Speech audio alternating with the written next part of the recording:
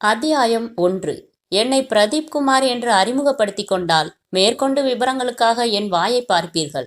நான் தான் ஜாலிமேன் பிரதீப் என்று சொன்னால் மேற்கொண்டு என்னை பற்றிய விவரங்களை நீங்களே சொல்ல துவங்கி விடுவீர்கள். அப்படியும் தெரியவில்லை என்றால் நீங்கள் தொலைக்காட்சி நிகழ்ச்சிகளை பார்க்கிற வழக்கமில்லாத ஆசாமி என்று அர்த்தம். மின் டிவியில் 3 வருடங்களுக்கு முன்பாக துடிப்பான திறமையான படைப்புத்திறன் மிக்க இளைஞர்கள் தேவை என்று விளம்பரம் செய்திருந்தார்கள். விஷுவல் கம்யூனிகேஷனில் பட்டம் பெற்ற பிறகும் சரியான வேலை கிடைக்காமல் கொக்கு மார்க் சீயக்காய்த்தூள் டிப்டாப் உள்ளாடை போன்ற கருப்பு வெள்ளை ஆஃப்டோன் விளம்பரங்களுக்கு புகைப்படம் எடுத்துக்கொண்டிருந்தேன். அதற்கு போஸ் கொடுக்க வருகிற பெண்களை மாடல் அழகிகள் என்று குறிப்பிட்டால் அது மாடலிங் கலையையே அவமரியாதை செய்வதாகிவிடும். இந்த மாதிரி துக்கடா விளம்பரங்களை சேகரித்து பத்திரிகைகளுக்கு கொடுத்து நகலான விளம்பர ஏஜென்சி நடத்தின ராம்தாஸ், செல்வம் லாட்ஜ், மனோகரி லாட்ஜ் என்று நிழல் சந்துகளில் லாட்ஜில் ரூம் போடுவான். ஏதோ அணுகுண்டு எடுத்து போடுவது போல நான் எனது கேமராவை ஒரு ஜோல்னா பையில் போட்டு எடுத்துச் செல்வேன்.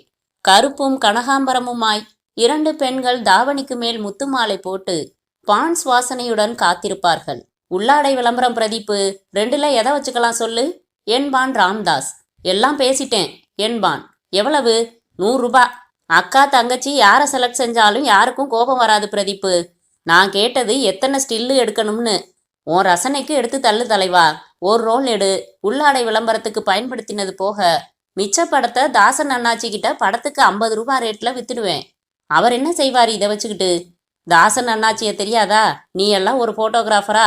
ரகசியம், சுந்தரிகள் இதெல்லாம் 10வது பதிப்பு ஓடிக்கிட்டு இருக்கு. ஒவ்வொரு புக்குலையும் 14 படம் போடுவாரு. புரியல? புரியுது ராம்தாஸ், நான் வரேன். என்னாச்சுப்பா?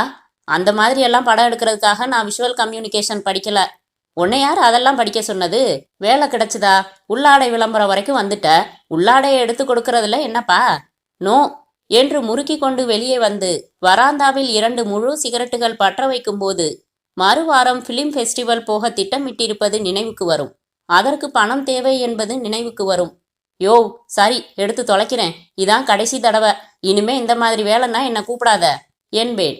ஊதி ஊதி டீ குடித்து கொண்டிருக்கும் சகோதரிகள் ராம்தாஸ் அழைத்ததும் பாதியில் பதறி எழுந்து வந்து மை வழியும் கண்களால் மலங்க மலங்க பார்ப்பார்கள்.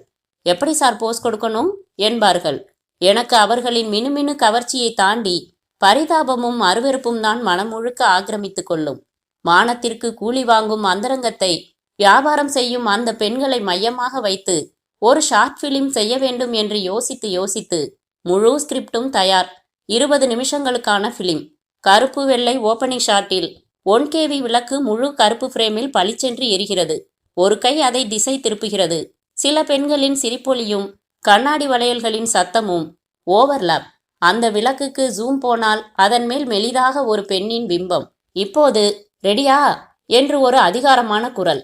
அதைத் தொடர்ந்து ஒரு மெல்லிசான ரோஸ் நிற தாவணி பிரேமில் காட்டும் விளக்கு மேல் எரியப்படுகிறது.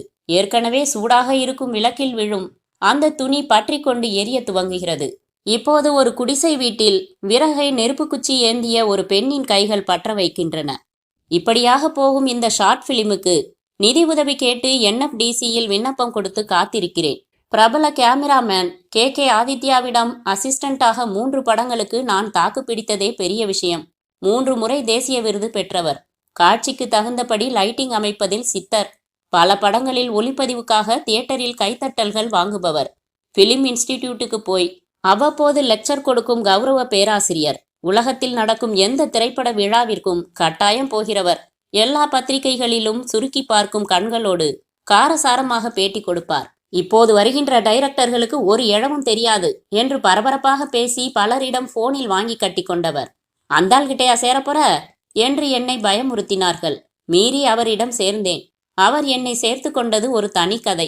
பழக பழக எவ்வளவு பிரமாதமான கேமராமேன் என்பதையும் தெரிந்து கொண்டேன். எவ்வளவு மோசமான மனிதன் என்பதையும் தெரிந்து கொண்டேன். பாக்கெட் பாக்கெட்டாக பான்பராக் வேண்டும். பக்கெட் பக்கெட்டாக மது வேண்டும். வீட்டில் எந்த கபோர்டை திறந்தாலும் பாட்டில் இருக்கும். யாரையும் மதிப்பது கிடையாது. பணம் போடும் ப்ரொடியூசரை புழு மாதிரிதான் பார்ப்பார். டைரக்டர் கேமராவின் கோணம் பற்றி ஒரு மாற்று கருத்து சொல்லிவிட்டால் செட்டில் தகராறு வெடிக்கும். பைப்பை திறந்தால் தண்ணீர் போல தவறான வார்த்தைகள் அருவியாக கொட்டும். ஒரு நாள் 4வது ரவுண்டில் என்னை பக்கத்தில் அழைத்து, பிரதீப், என்னோட ப்ளஸ் பாயிண்ட்ஸ் என்ன, மைனஸ் பாயிண்ட்ஸ் என்ன சொல்லு என்றார். உங்ககிட்ட நல்ல பேர் எடுக்கிற மாதிரி பதில் சொல்லட்டுமா, இல்ல உண்மையா என் மனசுல இருக்கிறத சொல்லட்டுமா என்றேன். நிஜத்தை சொல்லுடா படவா. அவரே கேட்டுக்கொண்டதால் நிஜத்தை சொன்னேன். உங்களோட கேமரா வித்த ஒண்ணுதான் சார் பிளஸ் பாயிண்ட்ஸ், மத்த எல்லாமே மைனஸ் பாயிண்ட்ஸ் தான். எக்கச்சக்கமா திறமை இருந்து என்ன சார் பிரயோஜனம்? முறையான தரமான வாழ்க்கை இல்லையே. முகமெல்லாம் சிவந்து போய் வெளியில போடா பொறுக்கி நாயே என்று கத்தினார். வெளியில் மட்டும் இல்லாமல் அவரை விட்டே வந்து விட்டேன். அலைந்து அலைந்து மனது சலித்து போனது. மணல் சலித்து அலைகளை பார்த்து கொண்டு 1000 முறை விரக்தியில் நனைந்திருக்கிறேன்.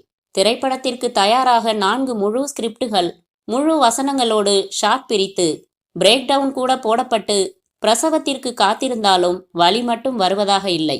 எனக்கு வெறும் கேமராமேனாக மட்டுமே அறிமுகமாக விருப்பமில்லை. வெறும் டைரக்டராகவும் கூடாது.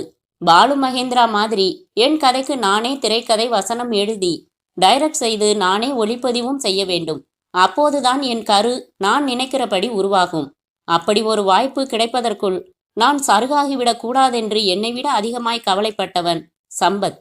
உன் திறமைக்கு நிச்சயம் ஒரு நாள் வரவேற்பு கிடைக்கத்தான் போகுது. அதுக்காக அந்த ஒரே லட்சியத்தை மனசுல வச்சுக்கிட்டு புழுங்கிக்கிட்டு இருக்கிறது சரியா? உனக்கு ஏதோ ஒரு வருமானம் வேணாமா? ஏதோ ஒரு அடையாளம் வேணாமா? உச்சி மரத்துல காய்ச்சி தொங்குற பழம்தான் உன் லட்சியமா இருக்கலாம். அதுக்காக கீழே நின்னுகிட்டு யாராச்சும் துரட்டி கொண்டு வந்து கொடுக்கட்டும்னு பழத்தையே பார்த்துக்கிட்டு இருந்தா எப்படி? பசி ஆறிடுமா? முதல்ல மரத்துல ஏறு. கையில கிடைக்கிற காய பறிச்சு பசிய போக்கிக்க. தெம்பா மேல ஏறலாம். இந்த ரீதியில் ஆலோசனை வகுப்புகள் எடுப்பான். என்னை என்ன செய்ய சொல்ற? நான் வேலை பார்க்குற மின் டிவில புதுசா ஆள் சேர்க்கிறாங்க. கேமரா சைட்ல நீ வந்துடு. உன்னை பத்தி நான் சொல்லி வச்சிருக்கேன். காண்டம் காண்டமா எழுதி கம்பர் புகழ் அடைஞ்சாருன்னா 2 வரி எழுதி திருவள்ளுவர் புகழ் அடையலையா? ஒரு டாக்டர் ஆபரேஷன் செஞ்சாதான் ஒத்துக்குவியா? ஊசி குத்துனா ஒத்துக்க மாட்டியா? எந்த வாய்ப்புலையும் மனசு இருந்தா சாமர்த்தியம் காட்டலாம் பிரதீப். சம்பத்தின் நம்பிக்கை வார்த்தைகள் என்னை கரைத்தன. எதிர்கால கனவுகளிலேயே மிதப்பதை கொஞ்சம் ஒத்தி போட்டுவிட்டு யதார்த்தத்தில் நடக்க தீர்மானித்து மின் டிவியில் சேர்ந்து கொண்டேன். சம்பத்திற்கு அங்கே ஸ்கிரிப்ட் எழுதும் திரைமறைவு வேலை. அவன் முகம் என்றுமே சின்ன திரையில் காட்டப்பட்டதில்லை. ஆனால் பிரபலமடைந்த பல டிவி நிகழ்ச்சி தொகுப்பாளர்கள் பேசியவை எல்லாம் இவன் எழுதி கொடுத்த ஸ்கிரிப்டுகள் தான். சினிமா விமர்சன குழு படம் பார்த்துவிட்டு வந்து கொட்டும் கருத்துக்களை சம்பத் அழகான வார்த்தைகளில் தொகுப்பான். இந்த படத்தில் கதாநாயகிக்கு காட்சிகள் தான் பஞ்சம் என்றால் வருகிற காட்சிகளில் உடைக்கும் பஞ்சமாய் இருக்கிறது. ஒரு பாடல் காட்சியில் நீச்சல் குளத்தில் 1 வருடத்திற்கு போதுமான அளவிற்கு குளிக்கிறார். என்னதான் இயக்குனர் கவர்ச்சியாலேயே படத்தை ஓட்டிவிடலாம் என்று நினைத்தாலும் ரசிகர்கள் கதை எங்கே என்று தேட துவங்கிவிட்டதால் படம் டல்லடிக்கத்தான் செய்கிறது. சென்ற வாரம் 6வது இடம், இந்த வாரம் 2 படிகள் கீழே இறங்கி 8வது இடம். இப்படி எழுதுவான். சம்பத் அழைத்து கொடுத்த பல நிகழ்ச்சிகள் ரசிகர்களின் பேராதரவை பெற்று அந்த நிகழ்ச்சிகளை நிறுத்த முடியாமல் நிர்வாகம் ஆச்சரியப்பட்டிருக்கிறது. அப்படி சம்பத் வடிவமைத்த ஒரு நிகழ்ச்சிதான் ஜாலிமேன் நிகழ்ச்சி. முற்றிலும் பொழுதுபோக்கு அம்சம் கொண்ட நிகழ்ச்சி. கல்லூரி மாணவ மாணவிகள் மட்டும் பங்கு கொள்ளும் நிகழ்ச்சி அது. அந்த நிகழ்ச்சியை நடத்தும் தொகுப்பு ஆசாமிக்கு உற்சாகமான துள்ளலான இளமை துடிப்பான ஒரு இளைஞனை தேர்வு செய்ய விரும்பினார்கள். பல இளைஞர்களை தேர்வு செய்து சோதனை நிகழ்ச்சி தயாரித்து பார்த்ததில் யாரையுமே பிடிக்காமல் போனது. அந்த சூழ்நிலையில் திடீரென்று ஒரு நாள் மின் டிவியின் தலைமை நிர்வாகி தன் அறைக்கு என்னை அழைத்தார். போனேன். பிரதீப், நீங்க இங்க கேமராமேனா வேலை பார்த்தாலும் வேலை நேரத்துல உங்க நடவடிக்கைகளை நான் கண்காணிச்சதுல உங்ககிட்ட ஒரு ஸ்பார்க் தெரிஞ்சுது. புதுசா நாம அறிமுகப்படுத்த போற ஜாலிமேன் நிகழ்ச்சிகளோட தொகுப்பாளரா நீங்க ஏன் செஞ்சு பார்க்க கூடாது என்றார். நான் தற்காலிகமாகத்தான் அங்கே பணிபுரிகிறேன் என்பதையும் என் எதிர்கால கனவுகள் வேறு என்பதையும் சின்ன திரையில் என் முகத்தை பிரபலமாக்கிக் கொள்வதை விடவும் பெரிய திரையில் என் படைப்பின் மூலம் பிரபலமாக விரும்பும் என் லட்சியத்தை பற்றியும் நான் எவ்வளவோ எடுத்து சொன்ன போதும் உங்களுக்கு உங்க ஆசைப்படி எப்போ வாய்ப்பு கிடைச்சாலும் நீங்க தாராளமா விலகி போகலாம். நாங்க வாழ்த்து சொல்லி அனுப்பி வைக்கிறோம். அது வரைக்கும் செய்யுங்களேன். தயக்கத்தோடு ஒப்புக்கொண்டேன். இயல்பிலேயே எனக்கு மேடை நடுக்கம் கிடையாது. பள்ளி பருவத்திலேயே பேச்சு போட்டிகளில் கோப்பைகள் வாங்கியவன். தமிழை விரும்பி படித்தவன். சுத்தமாக உச்சரிக்க தெரிந்தவன். நான் தொகுத்த ஒரு சோதனை காட்சியின் டேப்பை அலுவலகத்தில் உள்ள அத்தனை பேர் முன்னிலையிலும் போட்டார்கள். நிகழ்ச்சி முடிந்ததும் எல்லோரின் கைத்தட்டல் அடங்க நிமிடங்களானது. நான் ஜாலிமேன் பிரதீப் ஆனேன். பொது அறிவு கேள்விகள், கடி ஜோக், சுவாரஸ்யமான பேட்டிகள் எல்லாம் கலந்து காட்டின அந்த ஜாலிமேன் நிகழ்ச்சி அநியாயத்திற்கு பிரபலமாகி போய் இப்போது நான் ஸ்கூட்டரை சிக்னலில் நிறுத்தினால் பக்கத்து காரில் இருந்து கை நீண்டு ஹலோ ஜாலிமேன் என்று குலுக்குகிறது. தியேட்டருக்கு போனால் கூட்டம் சலசலத்து என்னை சூழ்ந்து கொண்டு பஸ் டிக்கெட் பின்புறத்தில் கையெழுத்து வாங்குகிறார்கள் சிலர். கல்லூரி நிகழ்ச்சிகளில் சிறப்பு விருந்தினராக அழைத்து ஜரிகை மாலை போட்டு பளபளப்பு காகிதம் சுற்றி பரிசு கொடுக்கிறார்கள். உங்கள் ஜாலிமேனின் உன்னத தேர்வு அஜந்தா டி ஷர்ட்டுகளே என்று 20 செகண்ட் விளம்பரங்களில் நான் ஹாய் சொல்கிறேன். ஆனால் ஆனால் இதெல்லாம் என் மேல் திணிக்கப்பட்ட புகழ். நான் விரும்பின புகழ் அல்ல. பெரிய மரம் தூக்கும் யானையை மரம் தூக்க அழைக்காமல் வர்ணம் பூசி கால் சட்டை அணிவித்து சர்க்கஸில் கால்பந்தாட்டம் ஆட செய்து கொண்டிருக்கிறார்கள். உற்சாகமாக கைத்தட்டுகிறார்கள்தான். ஆனால் அந்த யானை விரும்பின வேடமா அது? எனக்குள் இருக்கும் ஏமாற்றத்தை சரியாக புரிந்து கொண்டு எனக்கு அனுசரணையாக ஆறுதலாக பேசுகிற ஒரே ஜீவன் சம்பத் மட்டுமே. அறையில் இரவில் அவனிடம், தப்பு பண்ணிட்டேனா சம்பத் என்பேன். ஏன் பிரதீப்? எந்த ப்ரொடியூசரை பார்த்தாலும் இந்த நிகழ்ச்சினால என்ன சீரியஸாவே எடுத்துக்க மாட்டேங்கிறாங்க சம்பத். டிவியில எவ்வளவு காமெடியா பேசி எல்லாரையும் சிரிக்க வைக்கிறீங்க. எதுக்கு சார் இங்க சீரியஸான சப்ஜெக்ட் சொல்றீங்க? நல்ல காமெடியா ஒரு சப்ஜெக்ட் சொல்லுங்க பாப்போம்னு சொல்றாங்க. அதனால என்ன, ஒரு காமெடி சப்ஜெக்ட் பண்ணேன். விளையாடுறியா? ஏதோ ஒரு வகையில இண்டஸ்ட்ரிக்குள்ள நுழைஞ்சிடு பிரதீப். உன்னை நிலைநிறுத்திக்கிட்டு அப்புறம் சீரியஸ் சப்ஜெக்ட்ஸ் கூட. அதெல்லாம் எனக்கு சரிப்படாது சம்பத். சினிமாவை பொறுத்த வரைக்கும் என் பேர் வேற மாதிரி பதிவாகணும்னு ஆசைப்படுறேன். வாய்ப்பு கிடைக்குதுன்னு ஏதாச்சும் செய்ய போய் முத்திரை குத்தி விட்டுடுவாங்க. இந்த ஜாலிமேன் ப்ரோக்ராமால உனக்கு இன்னொரு வசதி என்ன? எந்த ப்ரொடக்ஷன் கம்பெனிக்கு நீ ஃபோன் செஞ்சாலும் ஒன்று அவங்களுக்கு தெரிஞ்சிருக்கு, வர சொல்லி அப்பாயின்மெண்ட் கொடுக்குறாங்க. ஒன்று அறிமுகப்படுத்திக்கிறதுக்கு இந்த வேலை ஒரு அடையாளத்தை கொடுத்துருக்குல்ல, அது தப்பான அடையாளத்தை கொடுத்துருச்சோன்னு தான் நான் கவலைப்படுறேன். இப்படி உள்ளுக்குள் ஒரு திருப்தியும் அமைதியும் இல்லாமல் அலைப்பாயும் மனதோடு நான் தவித்து கொண்டிருக்கும் போதுதான் எனக்கு கீர்த்தியின் அறிமுகம் கிடைத்தது. அத்தியாயம் 2. மின் டிவியில் சேர்ந்து 3 மாதங்களாகிவிட்டன. நல்ல வேளையாக இதுவரை எந்த பிரச்சனையும் இல்லை. அநேகமாக இந்த வேளையில் நான் நிலைத்து நின்று விடுவேன் என்று நம்பிக்கை ஏற்பட்டிருக்கிறது. 2 வருடங்களில் இது என் 6வது வேலை. யோசித்து பார்த்தால் வேலையில்லா திண்டாட்டம் என்பது மாயையோ என்று கூட தோன்றுகிறது. என்னால் 6 நிறுவனங்களில் வேலை வாங்க முடிந்திருக்கிறதே. என் பயோடேட்டா அப்படி. என் ஃபைலை புரட்டி பார்க்கிறவர்கள் கண்டிப்பாக ஒரு முறையாவது புருவம் உயர்த்துவார்கள். பிகாம் தவிர accounts, book keeping, typewriting, short and computer பயிற்சி, 3 மொழிகளில் பாண்டித்யம். இதையெல்லாம் விட இன்னொரு சிறப்பு தகுதியும் எனக்கு அமைந்து போனது. அது நான் சிகப்பாக லட்சணமாக பிறந்து தொலைத்தது. நான் அணுகின சில நிறுவனங்களில் வேலை காலி இல்லை என்கிற தகவலை உண்மையான வருத்தத்துடன் தெரிவிக்கிறார்கள். என்னை வைத்துக்கொண்டே தனக்கு தெரிந்தவர்களுக்கு போன் செய்து பேசியிருக்கிறார்கள். இப்படி அலுவலகத்தை மாற்றிக்கொண்டே இருப்பதில் ஏகப்பட்ட சிக்கல்கள் இருக்கின்றன. சிக்கல் நம்பர் 1. என் ஹாஸ்டல் வார்டன் நாராயணியிடம் புதிய விலாசத்தை கொடுக்கும்போது அவள் பார்வையில் தொங்கும் கேள்விகள். எந்த ஆயி? கீர்த்திக்கு எந்த ஒரு ஜோலியும் இஷ்டம் இல்லை எங்கில் அதெங்கன பரையு வாயில் எந்தா பபிள் கம்மும்? எனக்கு ஒத்து வராத இடத்துல என்னால வேலை செய்ய முடியாது சேச்சி என்பேன். உனக்கு ஒத்து வரலையா? அல்லங்கில் நீ எந்த ஆபீஸுக்கும் ஒத்து வரலையா? அப்படியும் சொல்லலாம். வேலைக்கு வர்ற பொண்ணுங்க அதிகமான அளவுக்கு அவங்க மேல மரியாதை அதிகமாகல. அதுலயும் போக்கிடம் இல்லாதவ, ஹாஸ்டல்ல தங்கி இருக்கிறவ, மாசா மாசம் ஊருக்கு பணம் அனுப்ப வேண்டிய நிர்பந்தத்துல இருக்கிறவ, இந்த வேலை போயிட்டா துடிச்சு போறவன்னு தகவல்கள் தெரிஞ்சுக்கிட்டா சில அதிகாரிகளுக்கு கேவலமான குணங்கள் வந்துடுது சேச்சி. ஹாஸ்டலில் 140 பெண்குட்டிகள் இருக்கி. வேற யாரும் இது போல் சொல்லிட்டில்லா. எல்லாரும் அட்ஜஸ்ட் செஞ்சு ஒரே ஆபீஸில் மாறாம வேலை செஞ்சு நீ மட்டும் எந்த ஸ்பெஷல்? எங்க அம்மாவைத்தான் கேட்கணும். தாய்ப்பாலோட சேர்த்து நிறைய தன்மானத்தையும் ஊட்டிட்டா போலிருக்கு. நாராயணி நான் சொல்வதில் என்றுமே சமாதானப்பட்டதில்லை. அவள் என்னை பற்றி மற்றவர்களிடம் ரொம்பதான் அகங்காரம் பிடித்தவள் என்றுதான் ரகசியமாக விமர்சனம் செய்து கொண்டிருக்கிறாள் என்பது எனக்கு தெரியும். பெரிய பெரிய அரசியல்வாதிகளுக்கு மட்டும்தான் கொள்கைகளும் கோட்பாடுகளும் சொந்தமா? சராசரி மனிதர்கள் தங்கள் வாழ்வின் கோட்பாடுகளை வகுத்து கொண்டு வாழ்தல் கேலிக்குரியதாகி விடுமோ என்ன? ஒருவேளை என் தாத்தா இராணுவத்தில் இருந்ததால் என் ரத்தத்தில் ஒழுங்கு என்கிற அம்சம் வந்து சேர்ந்ததோ? நான் அநியாயத்திற்கு பர்ஃபெக்ஷன் எதிர்பார்க்கிறேனோ என்று கேட்க எனக்கே சில சமயம் தோன்றும். ஒரு முறை கம்பெனி வேலையாக கோர்ட்டுக்கு போக வேண்டியிருந்தது. நான் சந்திக்க வேண்டிய வக்கீலுக்காக காத்திருந்த நேரத்தில் என்னை உபயோகிக்கவும் என்று எழுதின குப்பை தொட்டியின் அருகில் 2 பேர் நின்று பேசிக் கொண்டிருந்தார்கள். ஒருவர் வெற்றிலை குதப்பல் ஆசாமி. அந்த குப்பை தொட்டிக்கு அருகில் வரிசையாக மண் தொட்டிகளில் அழகழகான பூக்கள் தலையசைத்து கொண்டிருந்தன. வெற்றிலை ஆசாமி சட்டென்று திரும்பி அந்த பூக்களின் மேல் சிகப்பாக துப்பிவிட்டு சுவாரஸ்யமாக தன் பேச்சை தொடர எனக்கு பற்றி கொண்டு வந்தது.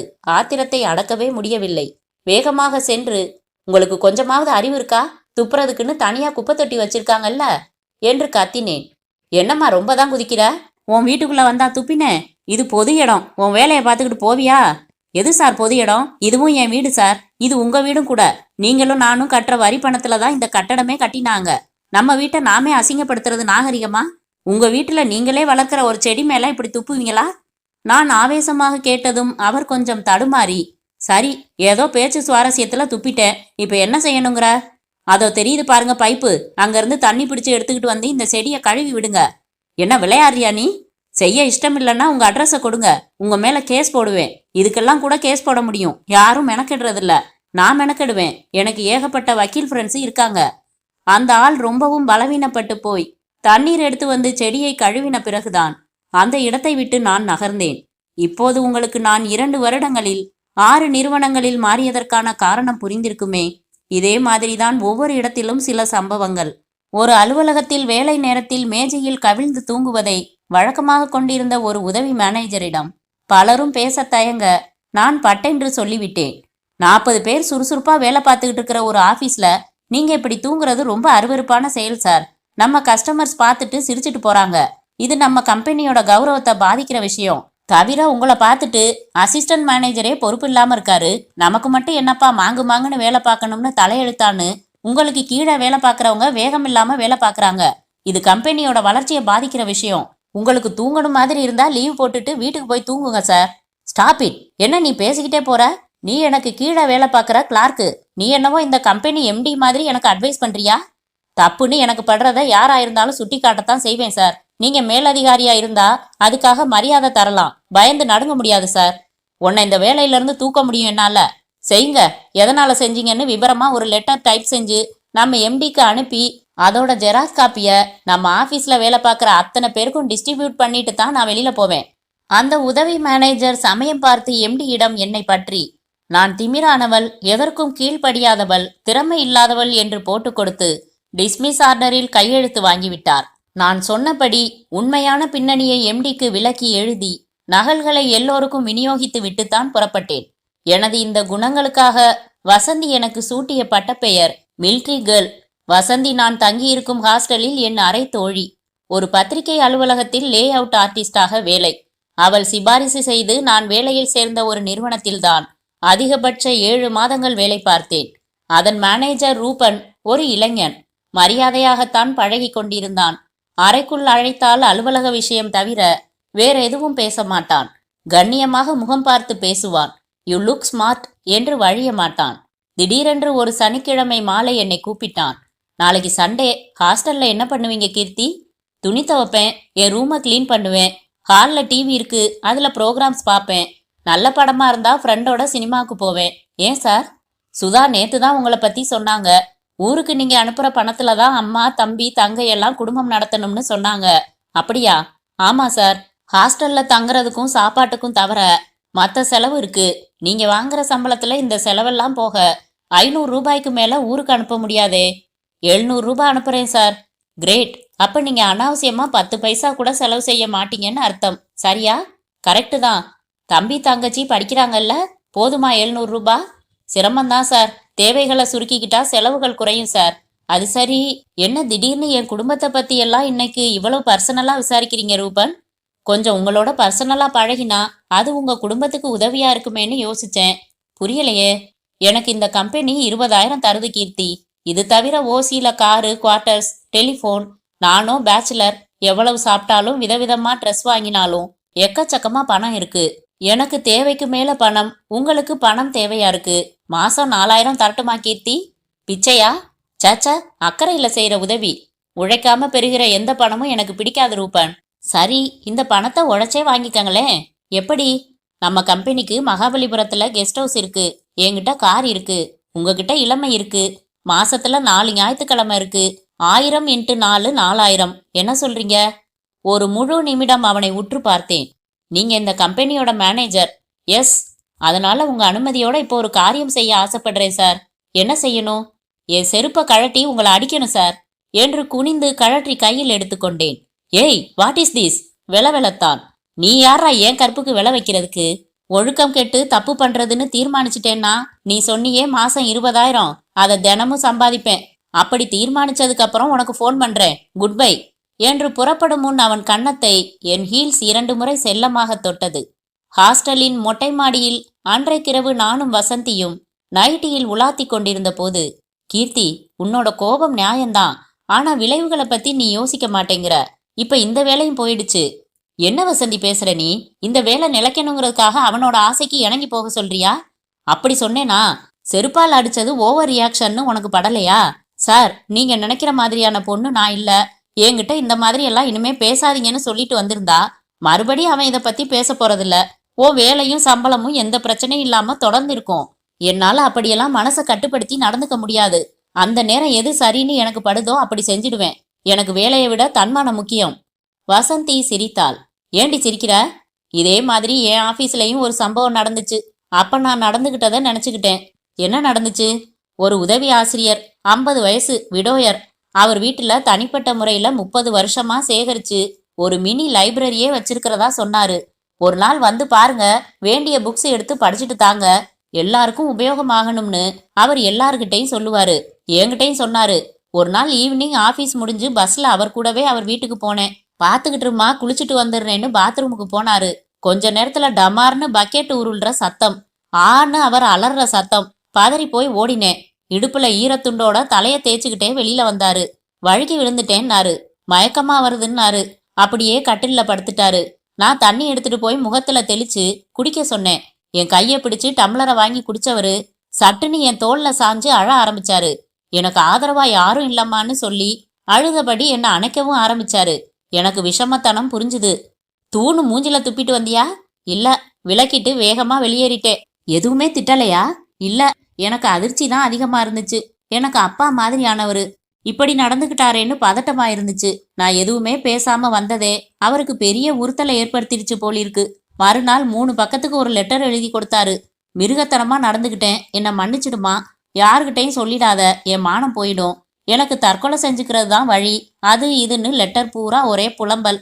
அதுக்கப்புறம் என்கிட்ட ரொம்ப மரியாதையா பேசுவாரு.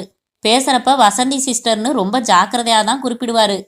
உன்ன மாதிரி பொறுமையா என்னால நடந்துக்க முடியாது. அதே மாதிரி தப்பு செஞ்சவங்களுக்கு கண்டிப்பா ஒரு சின்ன தண்டனை கொடுத்துதான் ஆகணும். இது என் பாலிசி என்றேன் வசந்தியிடம்.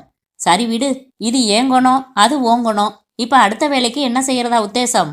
நாளையில இருந்து பேப்பர்ல விளம்பரம் பார்க்க வேண்டியதுதான். வசந்திக்கு என் மேல் கோபமே வந்ததில்லை. என்னை முழுவதும் புரிந்து கொண்டவள் அவள். என் முன்கோபமும் பொறுமையின்மையும் என் குணாதிசயம் என்று ஏற்றுக்கொண்டு விட்டவள்.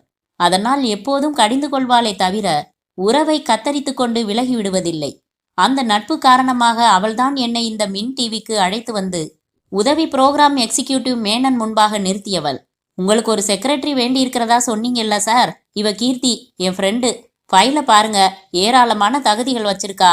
அன்பானவ, அடக்கமானவ, பண்பானவ என்று அடுக்கினாள். மேனன், இதுக்கு முன்னாடி ஏதாச்சும் ஆபீஸ்ல வேலை பார்த்த அனுபவம் உண்டா என்று கேட்டதற்கு நான் பதில் சொல்வதற்கு முன்பாக வசந்தி முந்திக் கொண்டு, இல்ல சார், இதான் முதல் அனுபவம். எதையும் 2 நாள்ல கத்துக்குவா சார். ரொம்ப இன்டெலிஜென்ட். பாவம் சார், 3-4 வருஷமா வேலை கிடைக்காம ரொம்ப கஷ்டப்படுறா என்றாள். ஐசி என்றார் மேனன். எக்ஸ்கியூஸ் மீ சார், இவ எனக்கு இங்க வேலை கிடைக்கணுங்கிறதுக்காக தேவையில்லாம போய் சொல்றா. நான் உண்மையை சொல்லிடுறேன். அதுக்கப்புறம் வேலை கொடுக்கறதும் கொடுக்காததும் உங்க இஷ்டம் சார் என்றேன். என்ன உண்மை? எனக்கு இந்த சொசைட்டி மேல ஒரு நிரந்தர எரிச்சல் உண்டு சார். அநியாயமும் ஒழுங்கினமும் எங்க எந்த ரூபத்துல நடந்தாலும் பயங்கரமா கோபம் வரும். அது சின்ன விஷயமா இருந்தாலும் சரி, பெரிய விஷயமா இருந்தாலும் சரி, எனக்கு தப்புன்னு பட்டா சட்டுன்னு சொல்லிடுவேன். முடிஞ்சா தண்டனையும் கொடுப்பேன். இது ராங்கித்தனமா அதிக பிரசங்கித்தனமா மற்றவங்களுக்கு படலாம். ஆனா இது என் குணம் சார். அப்புறம் என்றவர் தன் சிகரெட்டை லைட்டரால் பற்ற வைத்தார். இந்த சிறப்பு குணத்தினாலேயே 6 கம்பெனில எனக்கு வேலை போயிடுச்சு சார். இங்க வந்திருக்கிறது 7வது முயற்சி. உன்னோட குணாதிசயத்துக்கு ஒரு உதாரணம் சொல்லேன். உதாரணமா, இப்படி நீங்க எங்க முன்னாடி சிகரெட் பிடிக்கிறது எனக்கு எரிச்சலா இருக்கு சார். உங்க நுரையீரலை கெடுத்துக்க உங்களுக்கு உரிமை இருக்கு சார். எங்க நுரையீரலை கெடுக்க உங்களுக்கு என்ன உரிமை இருக்கு? சிகரெட் பிடிக்கிறவங்களுக்கும் பக்கத்துல நின்று சுவாசிக்கிறவங்களுக்கும் பாதிப்பு ஒண்ணுதான்னு நீங்க படிச்சிருப்பீங்கன்னு நினைக்கிறேன். மேனன் உடனே தன் சிகரெட்டை ஆஸ்ட்ரேயில் நசுக்கிவிட்டு, சாரி, இந்த துணிச்சல் எனக்கு ரொம்ப பிடிச்சிருக்குமா, உனக்கு கண்டிப்பா வேலை தரேன் என்றார். மன்னிக்கணும் சார், இந்த துணிச்சலுக்காக மட்டும் எனக்கு வேலை கொடுக்கறதா இருந்தா வேணாம். நீங்க கொடுக்க போற வேலைக்கான தகுதி எனக்கு இருந்தா மட்டும் கொடுங்க. ஏன்னா இந்த துணிச்சல் என் தகுதி இல்ல, குணம்.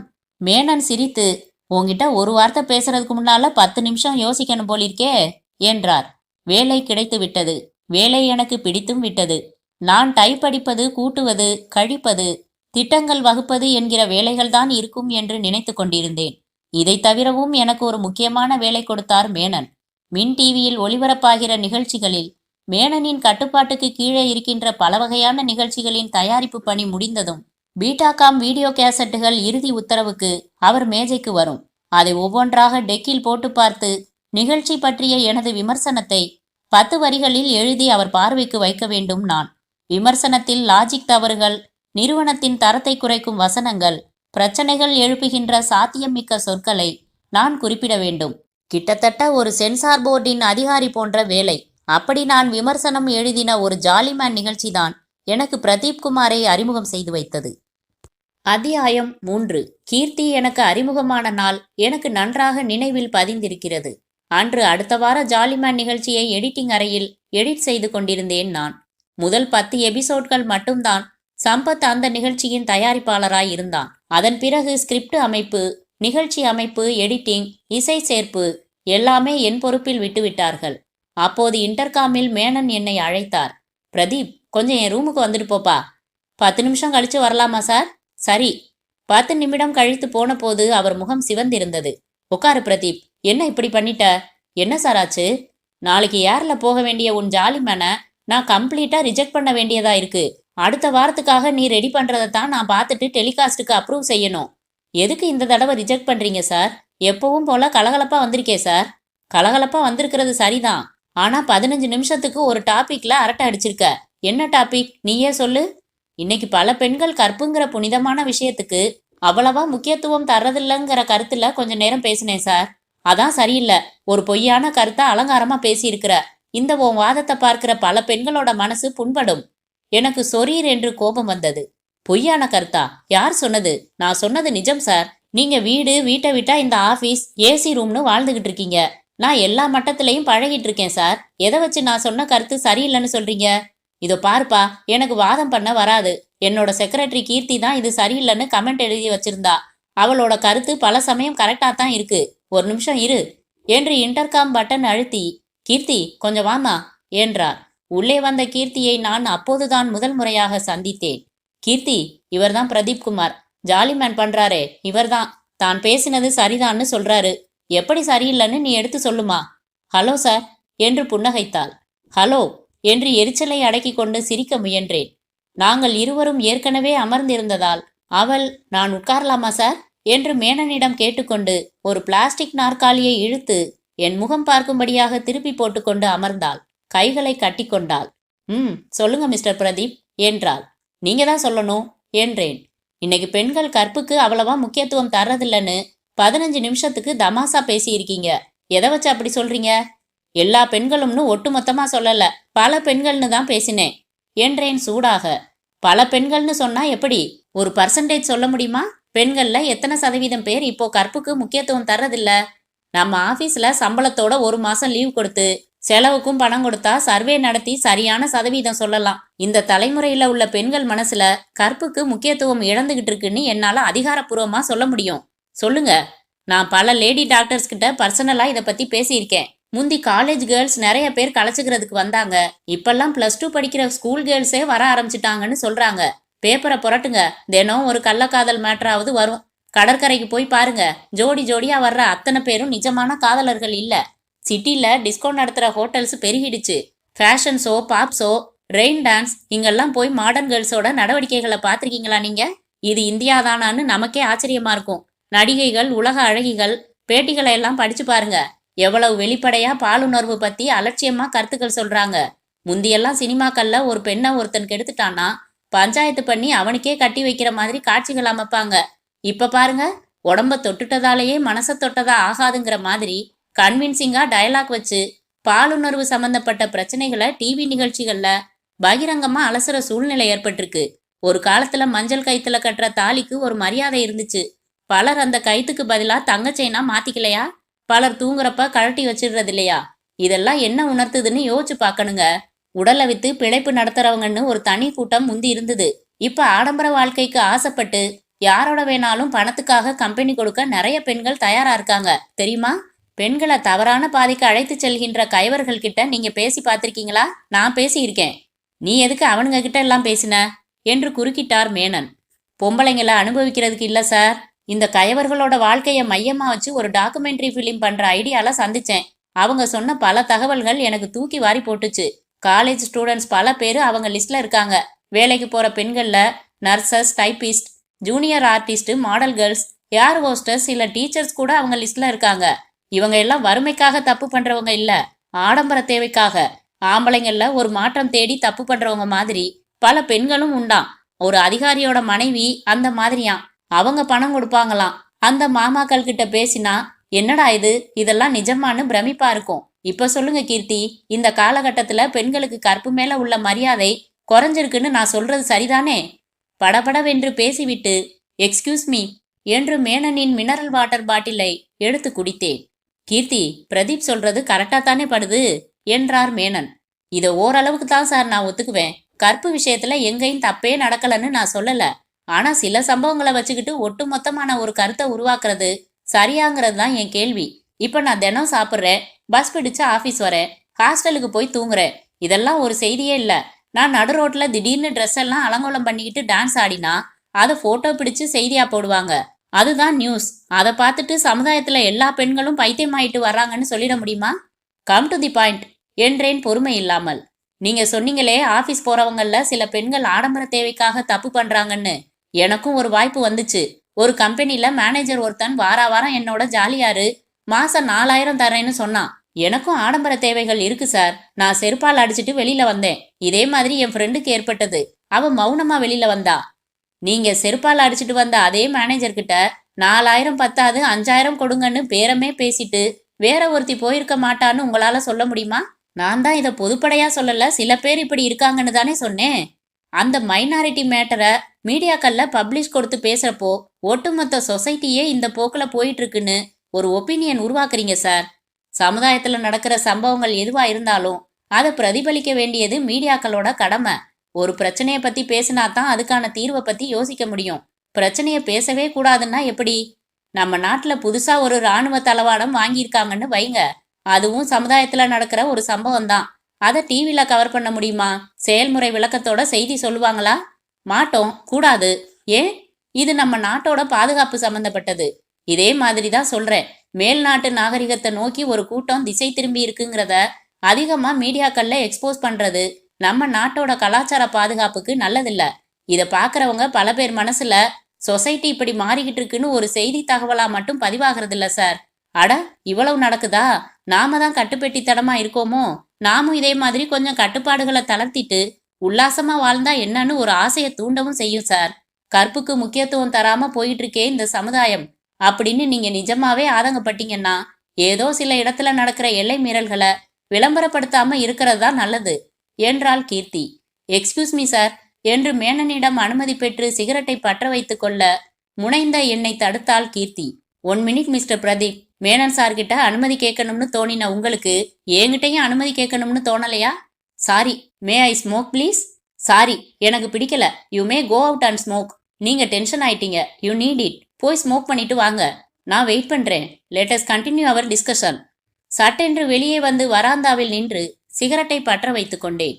கீர்த்தி என்னை அவமானப்படுத்துவது போல உடனடியாக ஒரு சின்ன ஆத்திரம் உள்ளுக்குள் ஏற்பட்டாலும் அதை தாண்டி அவளின் கருத்துக்களில் இருந்த தார்மீக கோபமும் சமுதாய பொறுப்புணர்வும் நியாயமும் எனக்கு புரிந்தது. சிகரெட் பிடிக்க மேனனிடம் அனுமதி கேட்டு அவளிடம் அனுமதி கேட்காததில் தன்மானம் பாதிக்கப்பட்டதாய் அவள் உணர்ந்ததோடு நிறுத்தி கொள்ளாமல் அதை துணிச்சலாய் வெளிப்படுத்தின விதத்தை என்னால் ரசிக்க முடிந்தது.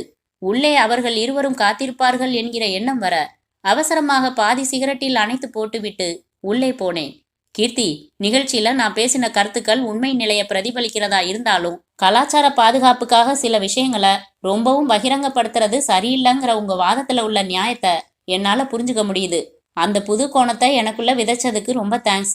மேனன் சார், அந்த டேப்பை நீங்க ரிஜெக்ட் பண்ணினது சரிதான். இனி கவனமா இருக்கேன். நான் வரேன் என்று சொல்லிவிட்டு வெளியேறி எடிட்டிங் ரூமுக்கு திரும்பிவிட்டேன்.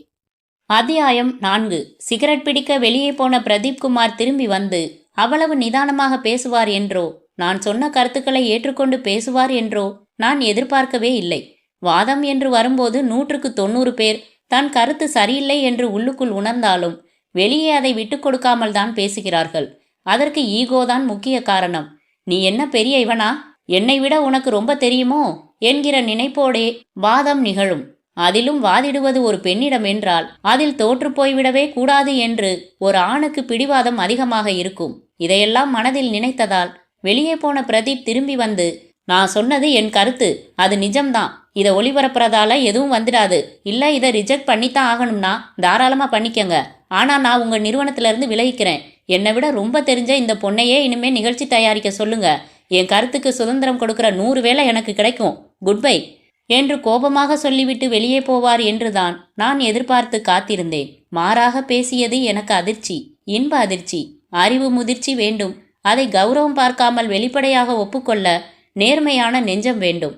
ஏற்பட்ட கோபத்தையும் எரிச்சலையும் அடக்கி கொண்டு கனிவாக கண்ணியமாக தன் பதிலை சொல்ல நல்ல பக்குவம் வேண்டும். எனக்கு பிரதீப் குமாரை பிடித்து போனது. நான் சந்தித்த மோசமான ஆண்களுக்கு நடுவில் ஆண் சமுதாயம் மேல் என் நம்பிக்கையை வேர்பாய்ச்சிய இளைஞனாக எனக்கு பட்டான். என் மாற்று கருத்துக்களை ஆணித்தரமாக சொன்னபோது அவனை அங்கங்கே காயப்படுத்தி விட்டேனோ என்கிற சின்ன குறுகுறுப்பு எண்ணம் ஏற்பட்டது. என் வார்த்தைக்கு மதிப்பளித்து வெளியில் போய் சிகரெட் பிடித்து விட்டு வந்த அந்த நல்ல உள்ளத்திடம் ஆறுதலாக சில வார்த்தைகள் பேச பிரியப்பட்டேன். பிரதீப் குமார் தயாரித்த பல ஜாலிமேன் நிகழ்ச்சிகளை பார்த்து ரசித்தவள் நான் சில இடங்களில் வாய்விட்டும் சிரித்திருக்கிறேன். நல்ல நகைச்சுவை உணர்வு இவனிடம் இருக்கிறதே என்று வியந்தும் இருக்கிறேன். அந்த நல்ல விஷயங்களை பற்றி பாராட்டாக சில வார்த்தைகள் பேசிவிட்டு அதன் பிறகு கற்பு தொடர்பான உங்கள் பேச்சில் இந்த காரணத்திற்காக நான் மாறுபடுகிறேன் என்று வாதத்தை தொடர்ந்திருக்கலாமோ? உன் நிகழ்ச்சியில் குற்றம் கண்டுபிடித்து விட்டேன் பார், உன்னை விட நான் அறிவாளியாக்கும் என்கிற மாதிரி ஒரு மமதை இமேஜை அவன் மனதில் முத்திரை குத்திவிட்டேனோ? என் சீட்டுக்கு வந்து அமர்ந்ததும் இன்டர்காம் மூலம் பிரதீப் குமாரை தொடர்பு கொண்டேன். மிஸ்டர் பிரதீப் குமார், நான் கீர்த்தி பேசுகிறேன். என்ன சொல்லுங்க? உங்ககிட்ட 10 நிமிஷம் நான் பேசணும். இப்போதானே பேசினோம். இது தனிப்பட்ட முறையில் பேசணும். ரொம்ப முக்கியமாக எடிட்டிங்கில் இருக்கேன். அப்போ அதை பாருங்க. லஞ்ச் பிரேக்கில் மீட் பண்ணலாமா? ஷியூர். நான் ஹோட்டலில் தான் சாப்பிடுவேன். நீங்கள் லஞ்ச் எடுத்துகிட்டு வந்திருக்கீங்களா? இல்லைங்க, நானும் ஹோட்டல் தான். அப்போது சேர்ந்து ஹோட்டலுக்கு போய் லஞ்ச் சாப்பிட்டுக்கிட்டே பேசலாமா? சரிங்க. ஒன்றே ஒன்று மட்டும் சொல்லுங்கள் பிரதீப் குமார். என்ன, நீங்கள் என் மேலே கோபமாக இருக்கீங்களா? ஆமாம், கோபமாக தான் இருக்கேன். ஆனால் உங்கள் மேலே இல்லை, என் மேலே. சாப்பிட்றப்போ பேசிக்கலாங்க. எடிட்டருக்கு இன்ஸ்ட்ரக்ஷன் கொடுக்கணும், வேலை கெடுது. சாரி, வச்சிடுறேன் என்று வைத்தேன். அத்தியாயம் 5. அந்த ஹோட்டலில் எதிரெதிரே அமர்ந்திருந்தோம். ஏசி அறைக்குள் செயற்கை வெளிச்சத்தில் பார்த்ததற்கும் இயற்கை வெளிச்சத்தில் பார்ப்பதற்கும் கீர்த்தியிடம் நிறையவே வித்தியாசங்கள் தெரிந்தன. அவளின் நிஜ நிறம், அதன் மினுக்கல், மிருது தன்மை எல்லாம் அத்தனை சமீபத்தில் தெரிந்தது.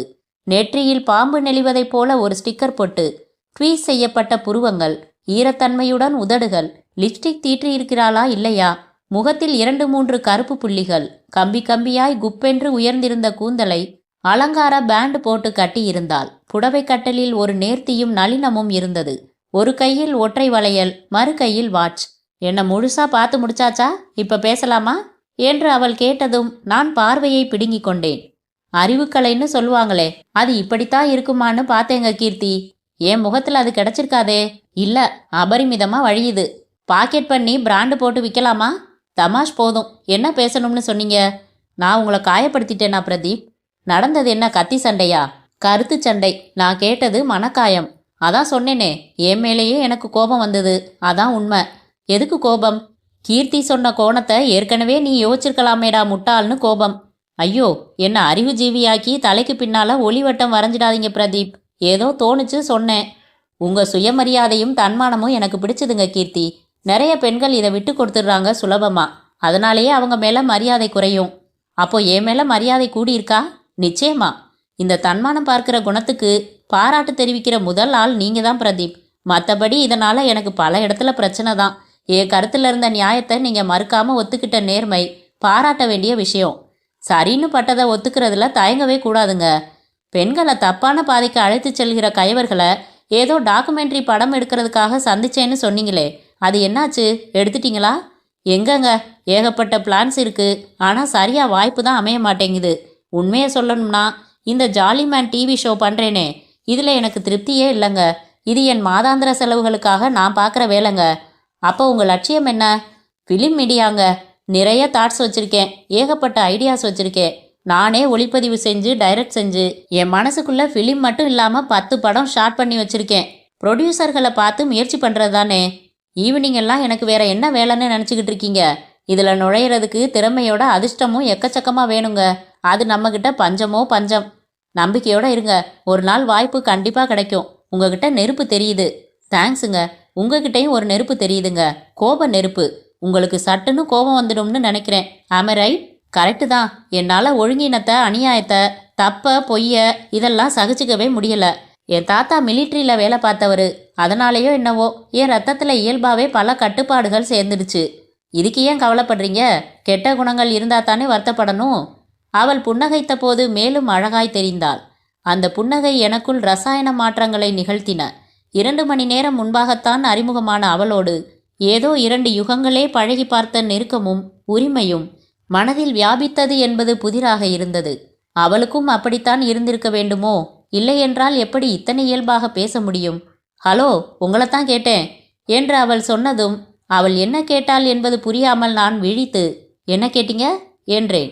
நீங்கள் சினிமாவுக்கு செஞ்சு வச்சிருக்கிற ஸ்கிரிப்டில் ஒரு ஸ்கிரிப்டை சொல்லுங்களேன், எனக்கு கேட்கணும்னு ஆர்வமாக இருக்குது. இங்கேயா? இப்போவா? ஹோட்டலில் ரூம் போட்டு தர்றதுக்கு நான் ஒன்றும் ப்ரொடியூசர் இல்லையே. அதுக்கு இல்லைங்க, ஒரு கதையை சொல்ல எனக்கு 3 மணி நேரம் ஆகும். 2 வரியில் திருக்குறள் மாதிரி எல்லாம் சினிமா கதையை சொல்ல முடியாதுங்க. அப்போ என்னைக்கு 3 மணி நேரம் நீங்கள் ஃப்ரீ? ஞாயிற்றுக்கிழமை ஃபுல்லாக ஃப்ரீ. அன்னைக்கு சொல்கிறீங்களா? கேட்குறதுக்கு யாரும் இல்லையேன்னு தவிச்சுக்கிட்டு இருக்கேங்க. அதுலேயும் உங்ககிட்ட சொன்னால் சப்ஜெக்ட் மெருகேறும்னு தோணுது எனக்கு. உங்கள் கருத்தும் கிடைக்கும். அதெல்லாம் எதிர்பார்த்து சொல்லாதீங்க. எனக்கு வெறும் ரசிக்கிற ஆர்வம் மட்டும்தான் என்றாள். ரைட்டு, எங்கே வச்சு கதை சொல்கிறது? ஒரு அமைதியான நிழலான பொது இடத்துக்கு போயிடலாமா? சரி, யூனிவர்சிட்டி லைப்ரரி தெரியுமா? லைப்ரரிக்குள்ளே போனால் அது மற்றவங்களுக்கு தொந்தரவாக இருக்குமே. லைப்ரரிக்கு வெளியில் நிறைய மரங்கள் இருக்கும்னு சொல்ல வந்தேன். ஓகே, சண்டே காலை 10 மணிக்கு நாங்கள் வந்துடட்டுமா? வாங்க. கதை கேட்டுட்டு ஏதாச்சும் சொன்னால் நான் காயப்பட்டுருவேணும்னு யோசிக்காமல் வெளிப்படையாக உங்கள் கருத்தை சொல்லணும், சரியா? நான் ஏற்கனவே மனசில் எதையும் மறைச்சு வைக்க தெரியாதவ. இப்படி வேற நீங்கள் அனுமதி கொடுத்துட்டீங்க. கேட்டுட்டு உங்கள் கதையை கிழின்னு கிழிக்கிறேன். அப்போ நான் ஊசி நூலோட வரேன் என்றதற்கு தலையை மல்லாத்தி பாதி வாயை மூடிக்கொண்டு அழகாக சிரித்தாள். அந்த சிரிப்பு என்னுள் நரம்புகளை தட்டியது. இரத்த நாளங்களில் ஐஸ் நதி ஓடி ஒவ்வொரு அங்குல தேகத்திலும் சிலிர்ப்பு எழுந்து அடங்கியது. என்ன நடக்கிறது எனக்கு? இவள் மேல் காதலின் கதிர்வீச்சு பாய துவங்கி இருக்கிறதா? அத்தியாயம் 6. ஞாயிற்றுக்கிழமை நான் அக்கறையோடு அலங்காரம் செய்து கொள்வதை பார்த்த வசந்தி ஆச்சரியமாக பார்த்தாள். காதுக்கு பக்கத்தில் வெடி வச்சா கூட சண்டே 12 மணிக்கு முன்னாடி கட்டில் விட்டு எந்திரிக்க மாட்டேன். என்ன இன்னைக்கு இத்தனை சுறுசுறுப்பாக புறப்படுற? நான் சொல்லல பிரதீப் குமார்னு, அவரை பார்க்க போகிறேன். அலங்காரம் தூக்கலாக தெரியுதே. சேச்சா, எப்பவும் போலத்தான் பண்ணியிருக்கேன். வழக்கமாக லிப்ஸ்டிக் போட மாட்டேன், சென்ட் யூஸ் பண்ண மாட்டேன். அவர் கதை சொல்ல போகிறாரு, நீ கேட்க போகிற. இதுக்கு என்னமோ கல்யாணத்துக்கு போகிற மாதிரி கெட்டப்பில் போறியேன்னு கேட்டேன். ப்ரெசன்டபிளாக இருக்க வேணாமா? அந்த பிரதீப் குமாருக்கு உன்னையே ப்ரெசன்ட் பண்ணுறதா உத்தேசமா? வளராத. சரி, கண்ணியமாக கேட்குறேன். காதலா? இதுக்கு தான் எதையும் ஷேர் பண்ணிக்க கூடாதுங்கிறது. பிரதீப் குமார் பேசுறது பழகிறது பிடிச்சிருக்குன்னு சொன்னேன். உடனே காதல் வந்து நிற்கணுமா? எந்த ஒரு ஆம்பளையையும் நீ பாராட்டி பேசினதே கிடையாது. அதனால தான் கேட்டேன். பாராட்டுற மாதிரி ஒரு ஆம்பளையை இதுவரைக்கும் சந்திக்கலை, அதனால் பேசலை. இப்போ சந்தித்தேன், அதனால் பேசுகிறேன். நான் பிரதீப் குமாரை காதலிக்கிறதா இருந்தா உங்ககிட்ட கேட்பரிஸ் சாக்லேட்டோட தகவல் சொல்கிறேன், போதுமா? ஸோ இந்த ஆளை காதலிக்கலாமான்னு ஒரு யோசனை மட்டும் இப்போ ஏற்பட்டிருக்கு, அப்படித்தானே? உன்னோட பேசவே முடியாதுப்பா, நான் வரேன். பஸ்ஸில் யூனிவர்சிட்டி லைப்ரரியை நோக்கி பயணப்பட்ட போது வசந்தியுடன் பேசியவை மனதில் எதிரொலித்து கொண்டிருந்தது. அவள் சொல்வது நிஜமா? இந்த நிமிடம் காதல் கீதல் என்று எதுவுமில்லை என்றாலும் காதலிக்கலாமா என்று ஒரு கேள்வி என் மனதில் வந்திருக்கிறதா என்ன? அந்த கேள்வியின் விளைவுதான் விசேஷ அலங்காரமா? சச்ச, இதென்ன எனக்குள்ளேயே என்னை பற்றி சந்தேக கேள்விகள். லைப்ரரிக்கு வெளியே நிறைய மரங்கள் இருந்தன.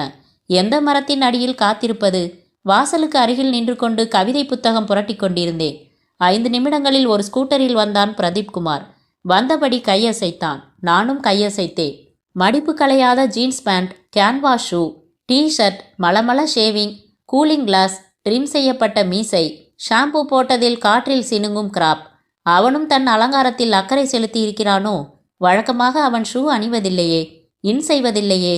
எனில் பிரதீப் குமாருக்குள்ளும் சில கேள்விகளா? Good morning Pradeep. Good morning என்றான் சூயிங்கம் மென்றபடி. ஒன்றை எனக்கு நீட்டினான். சூயிங்கம் மெல்றதுல உங்களுக்கு தொந்தரவு எதுவும் இல்லையே?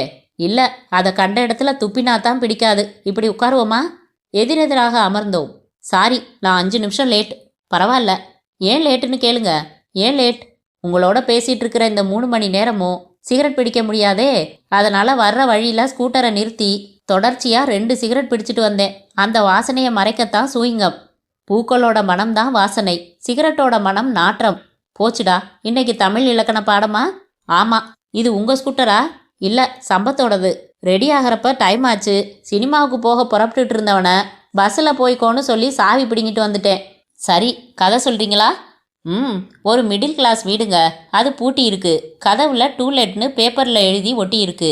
ஒரு ஆட்டோ வந்து நிக்குது. அதுலேருந்து இறங்குற ஹீரோயின் கூடவே 6 வயசு பையன்.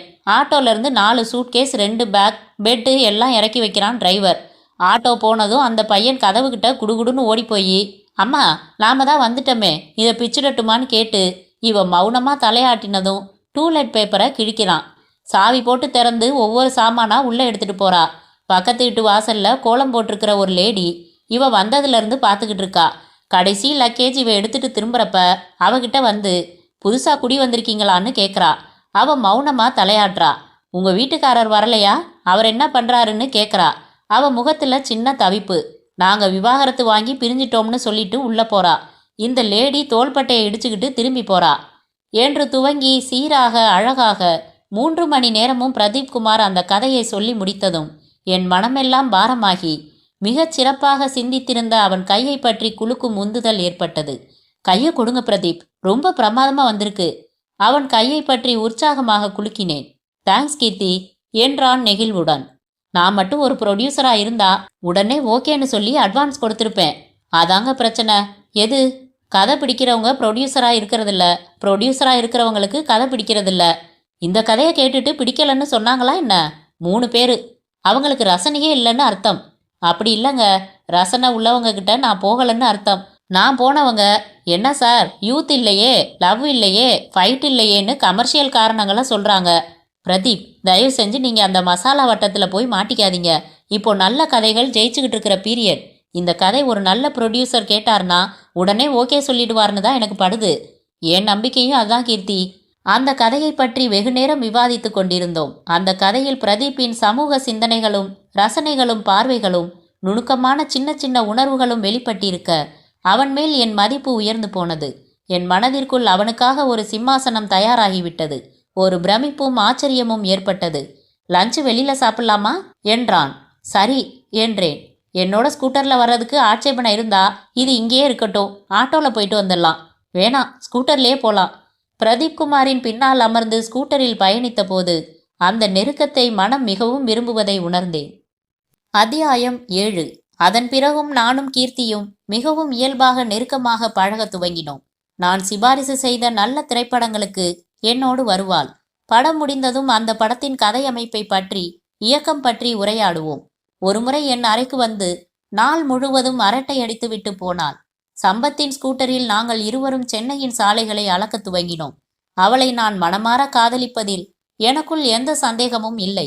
ஒவ்வொரு சந்திப்பிலும் அந்த காதல் வளர்ந்து கொண்டே இருந்தது. ஆனால் அதை கீர்த்தியிடம் வெளிப்படுத்தத்தான் தைரியம் ஏற்படவில்லை. எப்படி தெரியப்படுத்துவது? எப்படி எடுத்துக்கொள்வாள்? சம்பத்தை ஆலோசனை கேட்டேன். இதுல யோசிக்கிறதுக்கு என்ன இருக்கு? லவ் மேட்டர்ல மட்டும் லேட் பண்றதே கூடாது. அப்புறம் திடீர்னு ஒரு நாள் அவ கல்யாண பத்திரிகை கொண்டாந்து நீட்டிட போறா. பயமுறுத்தாத சம்பத். நல்ல யோசனை சொல்றான்னா என்ன யோசனை வேணும் உனக்கு? கீர்த்திகிட்ட என் மனசுல இருக்கிற தவிப்பை எப்படி நான் வெளிப்படுத்துறது? அடுத்த சந்திப்புல பக்குவமா ஆரம்பிச்சு சுருக்கமா சொல்லிடு. That's all. என்ன பேசுறதுன்னு முதல்ல நீட்டா ஒரு ஒத்திகை பார்த்துட்டு போ. தயக்கமா இருக்கே சம்பத். எதுக்கு தயக்கம்? அவ என்ன சொல்வாளோன்னு தான். சரி, இத்தனை நாளா பழகுறியே, இதே மாதிரி தவிப்பு அவ மனசுலயும் இருக்கான்னு தெரிஞ்சுக்க முடியலையா?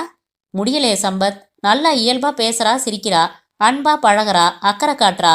நான் பாட்டுக்கு ஐ லவ் யூன்னு சொல்லி அவ நான் நண்பன் மேல காட்டுற அன்போட தான் பழகினேன். நட்பை இப்படி கொச்சப்படுத்திட்டீங்களேன்னு குட்பை சொல்லிட்டானா? நட்புக்கும் காதலுக்கும் உன்னால வித்தியாசம் கண்டுபிடிக்க முடியலையா? இல்ல, என்னால கண்டுபிடிக்க முடியல. ஒரு சில சமயம் இவ மனசுல என் மேல காதல் இருக்கோன்னு தோணுது. சில சமயம் நட்பா மட்டும்தான் பழகிறாளோன்னு தோணுது. காதலை வெளிப்படுத்துறதுக்கு பாதுகாப்பான வழி கடிதம் எழுதுறது தான். இப்ப நீ என்கிட்ட சொன்னியே, இந்த நிஜமான தவிப்பை அப்படியே எழுத்துக்கள்ல எழுதேன். உனக்கும் என் மேல காதல் இருந்தா காதலிக்கலாம், நட்பு மட்டும்தான் இருந்தா நண்பர்களாவே தொடர்ந்து பழகலாம்னு எழுதேன். அவ நட்பாவே இருக்கலாம்னு எழுதிட்டா. எனக்கு ஏமாற்றமா போயிடும் சம்பத். அவளை எனக்கு அவ்வளவு பிடிச்சிருக்குடா. நான் ரசிக்கிற எல்லா குணங்களும் அவகிட்ட இருக்கு. என்னோட எல்லா ரசனைகளும் அவ ரசனைகளோட ஒத்து போகுது. இவ எனக்கு மனைவியா வந்தா என் லட்சியங்களுக்கு ரொம்ப உதவியா இருக்கும்டா. இன்னும் சாதிக்கணும்னு வெறி வரும். என் சாதனைகளுக்கு பக்கபலமா இவ இருப்பா. அதனால கீர்த்தி எப்படியும் என் மனைவியா வரணும். அதுக்கு என்ன வழி? கீர்த்தி அதுக்கு சம்மதிக்கிறது தான் வழி. கீர்த்தி கொஞ்சம் கோபக்காரிப்பா. நிறைய ஐடியல்ஸ் உள்ள வித்தியாசமான கேரக்டர். எப்படி உன் மனசை வெளிப்படுத்துறதுன்னு நீ தவிக்கிறது நியாயம்தான். யோசி, நானும் யோசிக்கிறேன். ஒரு வழி கிடைக்குதான்னு பார்க்கலாம். நான் யோசித்து மண்டை காய்ந்து போனது. இறுதியில் கடிதமே சிறந்த வழி என்று பட்டது. அதனால் 3 ராத்திரிகள் யோசித்து யோசித்து அந்த காதல் கடிதத்தை எழுதினேன். உறைக்குள் போட்டேன். அவள் என்னிடம் கேட்ட இர்விங் வாலஸின் தி செகண்ட் லேடி நாவலுக்குள் வைத்து கொண்டேன். அலுவலகத்திற்கு போனேன். சந்தர்ப்பம் அமையும் போது புத்தகத்தை கொடுத்து உள்ளே ஒரு கடிதம் இருக்கிறது என்று சொல்லிவிட வேண்டும் என்கிற தீர்மானத்துடன். அத்தியாயம் 8.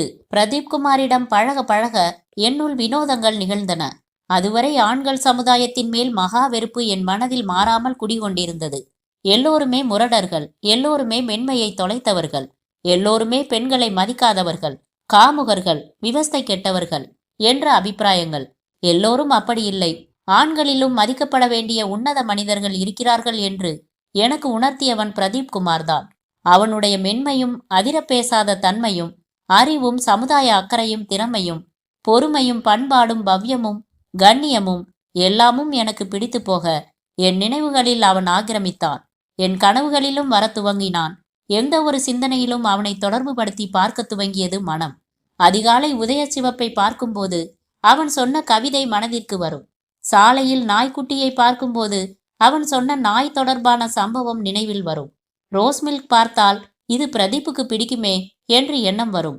பிரதீப் குமார் ஒரு சமயம் 3 நாட்கள் லீவு போட்டுவிட்டு வெளியூர் போயிருந்த போதுதான் அவனை பார்க்காமல் இருக்கும்போது என்னுள் ஏற்படும் தவிப்பை உணர முடிந்தது. எல்லாவற்றையும் யோசிக்க அதுதான் காதல் என்று என்னால் அடையாளம் காண முடிந்தது. அடுத்த கட்டமாக அதே காதல் அவன் மனதிலும் இருக்கிறதா என்று யோசனை எழுந்தது. இருக்க வேண்டுமே என்று ஏக்கம் வந்தது. எப்படி தெரிந்து கொள்வது என்ற கேள்வி எழுந்தது. வசந்தியிடம் விவாதித்தேன்.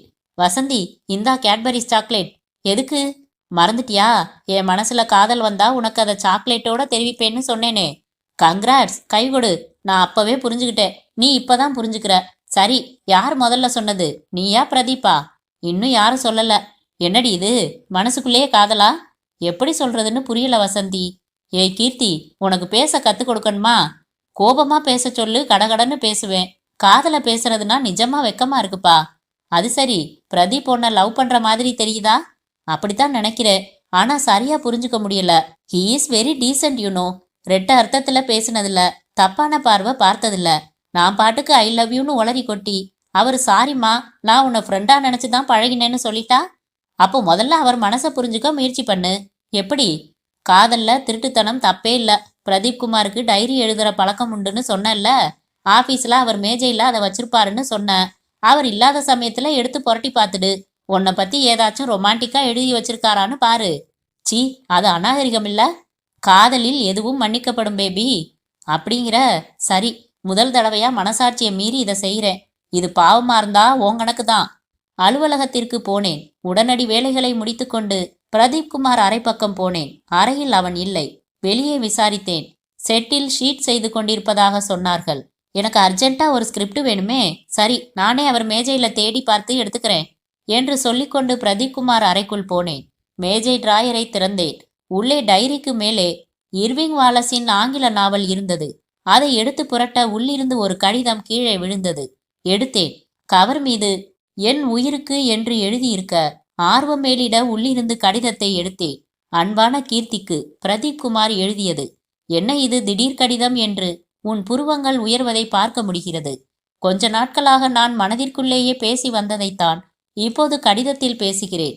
நேராக வருகிறேன். கீர்த்தி, எனக்கு உன்னை பிடித்திருக்கிறது. ஏன் என்று எதிர்கேள்வி கேட்டால் என் பதிலை ஒரு புத்தகமாகத்தான் எழுத வேண்டும். இப்போது ஒவ்வொரு நிமிடமும் உன்னை பற்றித்தான் என் சிந்தனை. உன்னோடு இணைந்து வாழ்வதாகத்தான் சதா கற்பனை. அந்த கற்பனை நிறைவேறுமா கீர்த்தி? என்னை உனக்கு பிடித்திருக்கிறதா? என்னை உன் வாழ்க்கை துணையாக எப்போதாவது நீ யோசித்து பார்த்திருக்கிறாயா? நீயும் நானும் வாழ்வில் இணைந்தால் சொர்க்கத்தை பூமியில் அனுபவிப்போம் என்று நம்புகிறேன் கீர்த்தி. உனக்கும் அப்படி நம்பிக்கை இருந்தால் என் காதலை நீ ஏற்றுக்கொள்வாய். காத்திருக்கிறேன் உன் பதிலுக்காக. என் மனதில் இருக்கும் உணர்ச்சிகள் ஒரு மணல்வெளி என்றால் இக்கடிதம் ஒரே ஒரு மண்துகள். ஒரு பனி இரவில் உன் நினைவில் புல்வெளியில் உருவான இந்த கடிதத்திற்கு ஒப்புதல் பதில் கிடைத்தால் கடிதத்தை சிந்திக்க அதே புல்வெளியில் பனி இரவில் உன் மடியில் தலை வைத்து என் நெஞ்சத்தில் மிதப்பவற்றை எல்லாம் வடித்துவிட ஆசை. வாய்க்குமா அந்த வாய்ப்பு? காதலுடன் காத்திருப்புடன் பிரதீப் குமார். கடிதம் படித்து முடித்ததும் நான் மிதந்தேன். அந்த கடிதத்தில் குறிப்பிட்டிருந்தபடி பனி இரவில் புல்வெளியில் என் மடியில் பிரதீப் குமார் படுத்துக்கொண்டு சிரிக்க சிரிக்க பேசுவதாக உடனே கற்பனை காட்சி தோன்றியது. நானே எப்படி சொல்வது என்று தவித்துக் கொண்டிருக்க அவனும் அதே நிலையில் தவித்து இன்றுதான் கடிதம் கொடுக்க தீர்மானித்திருக்கிறான். இதில் கூட பொருத்தமோ? பிரதீப் குமார் அந்த கடிதத்தை எப்படி எப்போது என்னிடம் கொடுக்க திட்டமிட்டிருந்தான் என்று அறிய ஆசையாக இருந்தது. நான் படித்துவிட்டதை காட்டிக்கொள்ளாமல் ஏதாவது குறும்பாக விளையாட விருப்பம் எழுந்தது. கவருக்குள் கடிதம் வைத்து கவரை புத்தகத்திற்குள் வைத்து எடுத்த இடத்தில் புத்தகத்தை வைத்துவிட்டு ஓசைப்படாமல் அறையை விட்டு வெளியேறினேன். பிரதீப் எப்போது அந்த கடிதம் தரப்போகிறான் என்று காத்திருந்தேன். அத்தியாயம் 9. அன்றைக்கு ஜாலிமேன் நிகழ்ச்சியின் ஷூட்டிங்கில் என் மனம் பதியவே இல்லை. உணவு இடைவேளைக்காக மனது தவித்தது. வழக்கமாக சாப்பிடுவதற்கு நானும் கீர்த்தியும் பக்கத்தில் உள்ள ஹோட்டலுக்கு போவோம். இன்று சாப்பிட்டு முடித்ததும் அந்த புத்தகத்தை கொடுத்து ஒரு சின்ன ரெக்வெஸ்ட், இந்த புத்தகத்தை நீங்க வீட்டில் போய் தான் புரட்டணும், ஒரு காரணம் இருக்கு என்று சொல்ல நினைத்திருந்தேன். ஆனால் நிகழ்ச்சியை உணவு இடைவேளை கொடுக்காமலேயே தொடர்ந்து முடிக்க வேண்டிய சூழ்நிலை ஏற்பட்டதால் நானே இன்டர்காமில் கீர்த்தியை அழைத்து, நான் வேலை முடிக்க லேட்டாகும், நீங்க சாப்பிட போங்க கீர்த்தி என்று சொல்ல வேண்டியதாயிற்று. நான் நினைத்து வைத்த ஒரு சந்தர்ப்பம் தவறி போனதில் கொஞ்சம் ஏமாற்றமாகத்தான் இருந்தது. மாலை அலுவலகம் முடிந்ததும் கொடுத்துவிடலாம் என்று சமாதானம் செய்து கொண்டு வேலைகளை தொடர்ந்தேன். 4 மணிக்கு ஷூட்டிங் முடிவடைந்தது. பசி போய்விட்டது. காஃபி மட்டும் குடித்து சிகரெட் பிடித்துவிட்டு என் அறைக்கு திரும்பிய போது வெள்ளை சஃபாரி உடையில் தங்க பிரேம் கண்ணாடி அணிந்த அவர் எனக்காக காத்திருந்தார். அவரை இதற்கு முன்னால் எங்கோ பார்த்தது போல இருந்தது. ஆனால் நினைவில் வரவில்லை. வணக்கம் தம்பி, என் பேர் தங்கராஜ், சினிமா புரொடியூசர். வணக்கம் சார். நான் பரபரப்பானேன். தங்கராஜ் எவ்வளவு பெரிய சினிமா தயாரிப்பாளர்.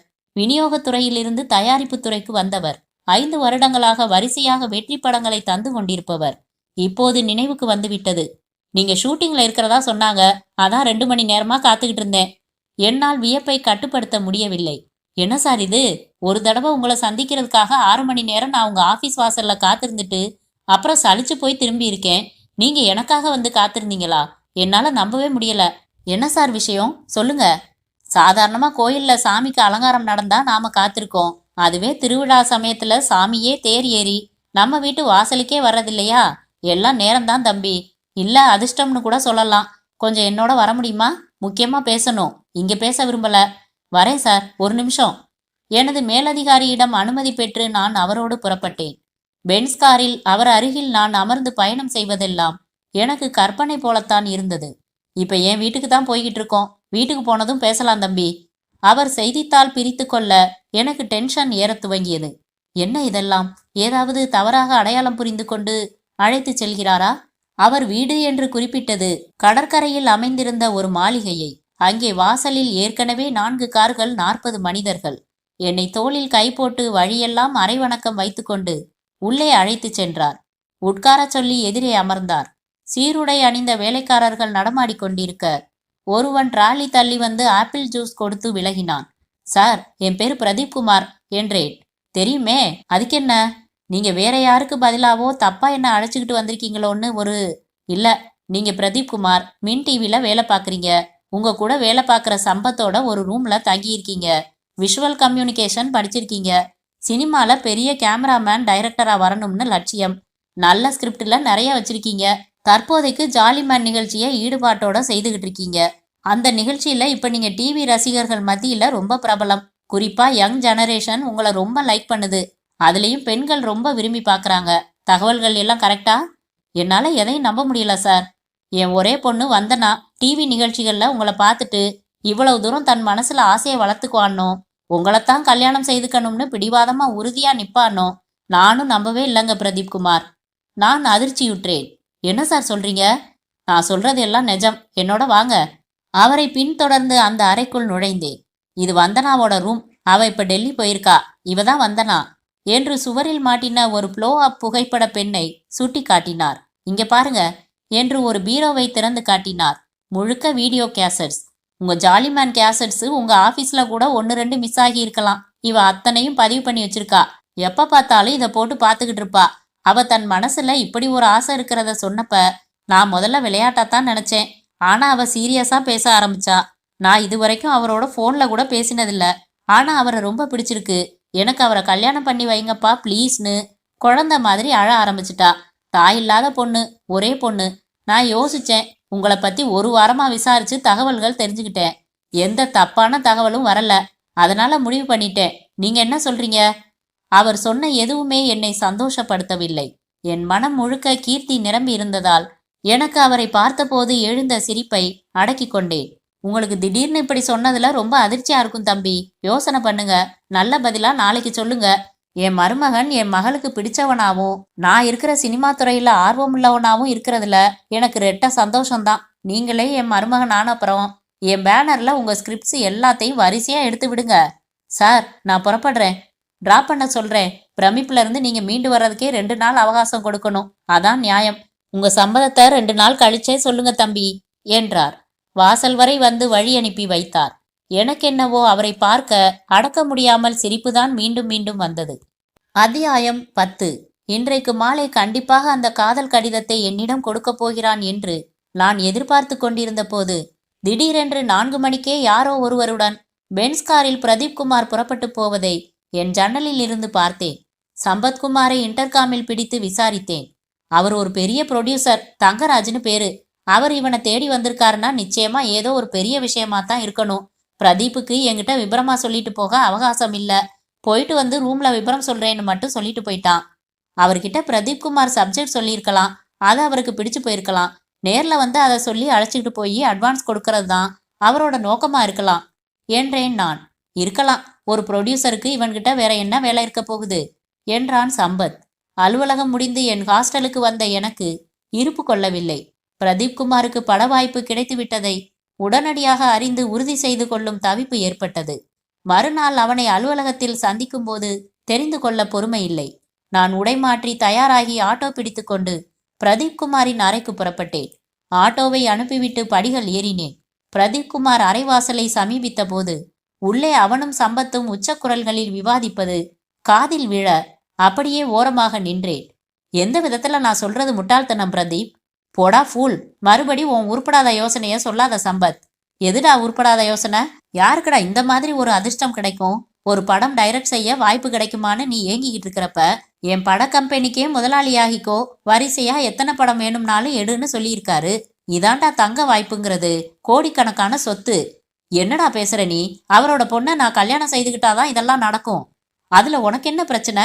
ஒரே பொண்ணு, போட்டோ பார்த்துருக்க, அழகாத்தான் இருக்கான்னு சொல்ற. டிவி நிகழ்ச்சிகள்ல உன்னை பார்த்துட்டு மனசுக்குள்ள ஆசையை வளர்த்துக்கிட்ட பொண்ணு. அவளோட ரீதியில விருப்பத்தை புரிஞ்சுக்கிட்டு உன்னை பத்தி ஒரு வாரம் விசாரிச்சுட்டு தான் மருமகன் ஆக்குறதுங்கிற முடிவுக்கு வந்திருக்காரு. அற்புதமான ஒரு வாழ்க்கை இப்போ உன் பதிலுக்காக காத்திருக்குது. நீ என்னமோ இவ்வளவு யோசிக்கிறியே? சம்பத், என்னை பத்தி தெரிஞ்சுமா இப்படி பேசுற?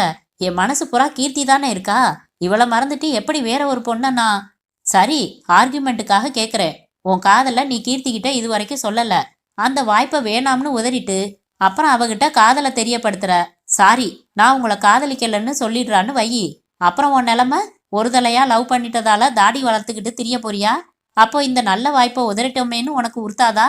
அதுக்காக இப்போ இந்த நிமிஷம் உன் காதலை கீர்த்திக்கிட்ட சொல்லல. அதனால இது கீர்த்திக்கு செய்யற துரோகம் இல்ல. ஒருவேளை நீங்க காதலர்களா பழக ஆரம்பிச்சதுக்கு அப்புறம் இந்த வாய்ப்பு வந்தா நீ கண்ணை மூடிக்கிட்டு நோ சொல்லலாம். இப்போதைய சூழ்நிலை உன்னை நேசிக்கிற அந்த வந்தனாவை கல்யாணம் பண்ணிக்கிட்டு உன் சினிமா லட்சியங்களை எல்லாம் நிறைவேற்றிக்கிறது தான் புத்திசாலித்தனம். என்ன குழப்பாத சம்பத். உன் நல்லதுக்கு தான் சொல்றேன். சம்பத் மேலும் மேலும் தான் சொல்வதில் உள்ள நியாயங்களை வலியுறுத்தி கொண்டே போக நான் மௌனமாக ஓசையின்றி திரும்பி படிகளில் இறங்கினேன். கனத்த இதயத்துடன், ததும்பும் விழிகளுடன் மீண்டும் ஆட்டோவில் என் ஹாஸ்டலை நோக்கி பயணம். பிரதீப்குமாருக்கு அமைந்திருப்பது எப்படிப்பட்ட அருமையான வாய்ப்பு! அழகான, அவனை நேசிக்கிற பெண், பெரிய கோடீஸ்வர தயாரிப்பாளரின் ஒரே மகள். இவனுக்கோ சினிமாதான் ஏக்கமும் லட்சியமும். அதை நோக்கிதான் தினசரி சிந்தனை போராட்டம். பிரதீப்குமார் சரி என்று சொல்கிற ஒரு வார்த்தையில் அவனுக்கு லட்சிய பாதையில் மலர்கள் தூவப்படும். ஆனால் அப்படி சம்மதம் தெரிவிக்க விடாமல் தடுப்பது என்மேல் அவன் கொண்டிருக்கும் அழுத்தமான காதல், இன்னும் வெளிப்படுத்தாத காதல்.